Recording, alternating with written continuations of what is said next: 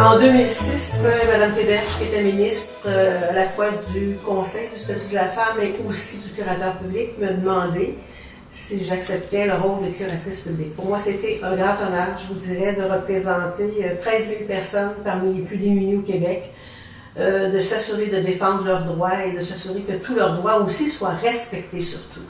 Et j'ai eu la chance d'avoir cette responsabilité-là pendant 7 ans. Ça s'inscrivait, je vous dirais, aussi dans une continuité.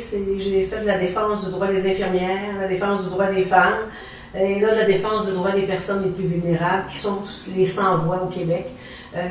Souvent, pour vous dire à quel point ils sont sans voix, il y a des personnes qui se retrouvaient sur curatelle publique par un mandat de la Cour.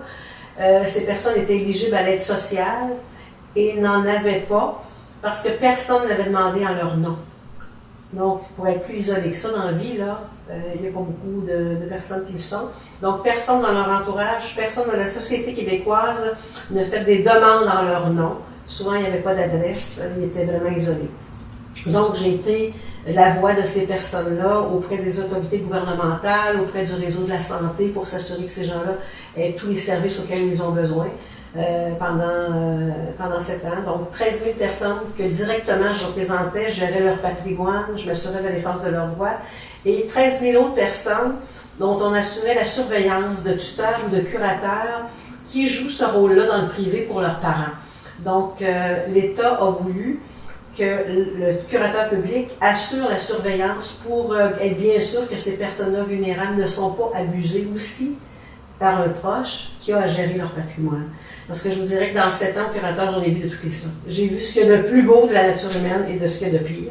J'ai vu des parents, des oncles et des tantes prendre le patrimoine d'un enfant, même de 2 enfants dont les parents ont été tués dans un accident d'auto, qui ont eu des indemnités de la SAC, qui ont été dilapidés par le tuteur. J'ai vu une somme importante qui a été donnée à un enfant suite à l'assassinat de sa mère par son père. Et l'oncle qui en était le responsable de gestion de ces sommes-là d'assurance vie de la mère, a tout dilapidé au casino. Donc, j'ai tout vu. Mais j'ai vu par contre des gens qui accueillent dans leur foyer des personnes qui souffrent de déficience intellectuelle, de maladies mentales, et qui en ont 7 ou 8 personnes qui ont ces maladies-là et qui les gardent avec eux dans le quotidien. Ils vivent dans des foyers d'accueil, des 10, 15, 20 ans.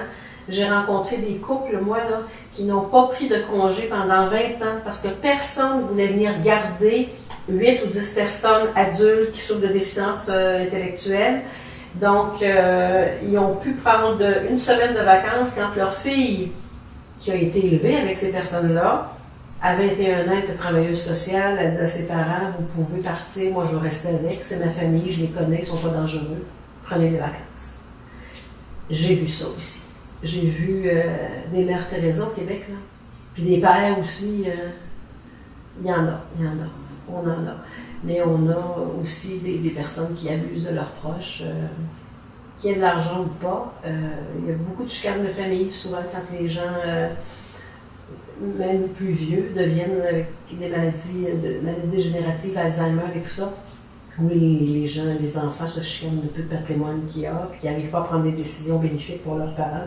Donc, un juge les envoie sur curatelle. Donc, j'ai défendu le droit de ces personnes-là et j'en suis très fière. J'en suis très fière aussi d'avoir tenté de démystifier ce qui est le rôle aussi du curateur, qui est souvent très mal perçu. Les gens n'aiment pas faire affaire avec le curateur, c'est jamais dans des situations agréables. Mais c'est je dirais, c'est une barrière contre l'exploitation des personnes les plus vulnérables dans notre société. Et avec le vieillissement de la population, c'est pas fait à changer, là. On a vu la courbe de personnes augmenter de venir sous curatelle publique.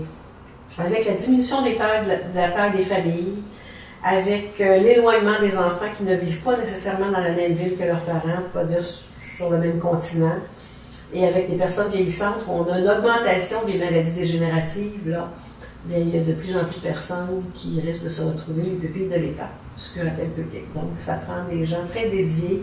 Et d'ailleurs, j'avais une grosse équipe très dédiée de 600 personnes là, qui avaient la mission du curateur public tatouée sur le cœur, qui s'occupaient des personnes comme si c'était leur père et leur mère. de façon extraordinaire. Il y a une équipe qui s'occupe que de la gestion du patrimoine. Vous savez, quand quelqu'un devient sur curatelle publique, là, il peut avoir une ferme, il peut avoir des blocs appartements, il faut percevoir les loyers si jamais ils ont des blocs appartements, s'assurer de payer les assurances, assurer les maisons, les blocs appartements s'ils ont un chalet. Si on a à vendre, c'est nous qui s'occupons de la vente. S'il y a des maisons à entretenir, des toits à refaire, c'est les équipes du curateur public qui s'occupent de contracter des gens pour aller changer une fenêtre qui vient d'être brisée l'hiver à Baie-Saint-Paul ou dans les Laurentides ou sur la Côte-Nord. Hein. C'est nous qui transigeons avec les organismes de santé, c'était les C3S à l'époque ou les centres d'hébergement. C'est nous qui devons voir à ce que leurs vêtements soient adéquats selon les saisons, s'assurer que quelqu'un va magasiner le manteau d'hiver à Madame une telle qui est dans tel foyer, transiger avec les organismes communautaires de toutes les régions du Québec. Donc, ça demande beaucoup, là, tous les aspects de la vie. Quand vous regardez que pour vous, ce que ça comporte, s'occuper d'une personne, là, des placements, les vêtements, les logements, le téléphone, le bel, acheter une télévision qui vient de briser, percevoir des bouts. Là, les gens nous arrivent à 70 ans, 75 ans, Alzheimer. Et de plus en plus, les gens ont beaucoup de patrimoine parce qu'ils vivent plus vieux et c'est la maladie dégénérative du vieillissement qui les amène sur curatelle. Contrairement à la tradition, les personnes qui traditionnellement étaient sur curatelle en plus grand nombre, c'était les personnes qui souffraient de déficience intellectuelle, qui sont nées avec cette problématique-là et qui n'ont jamais travaillé de leur vie pour la plupart. Donc, ils n'ont pas beaucoup de patrimoine. Donc, la gestion de leurs biens n'est pas très complexe. Mais les personnes qui arrivent en plus grand nombre maintenant, qui viennent grossir le rang des personnes qui sont sur curatelle, ce sont des gens qui arrivent avec tout un passé, de gens qui ont une vie active, qui ont amassé des biens, qui ont un patrimoine important. Et là, le curateur a à gérer ça. Parce que lors du décès de la personne, il faut qu'il rende compte aux héritiers, le curateur, de la gestion qu'il a fait des biens. Et si les héritiers considèrent qu'on a on a amené une départition du patrimoine parce qu'on ne l'a pas bien entretenu, il peut poursuivre le curateur public. Et on est obligé de payer une départition, mettons, d'une maison si on l'avait pas bien entretenue, au bénéfice des héritiers.